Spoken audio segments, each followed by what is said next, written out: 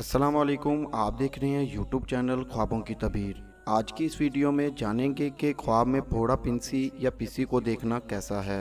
बिस्मिल्लाहिर्रहमानिर्रहीम। किसी ने ख्वाब देखा इसके बदन में फिंसी निकलकर फट गई और इससे पीप या गाढ़ा खून निकला तो ये साहिब ख्वाब की कामयाबी की दलील है। इसी तरह अगर साहिब ख्वाब के बदन पर कोई जर रसा चीज़ कीड़ा मकोड़ा काट ले और साहिब ख्वाब इस पर काबू पा ले तो मालो दौलत की दलील है। इसी तरह ख्वाब में बदन में फोड़ा पिंसी निकलना सूले माल बकदरे ताकत व मुद्दत फोड़ा है। ख्वाब में बदन के अंदर गैर मज़र चीज़ की ज्यादती कसरत माल की दलील है।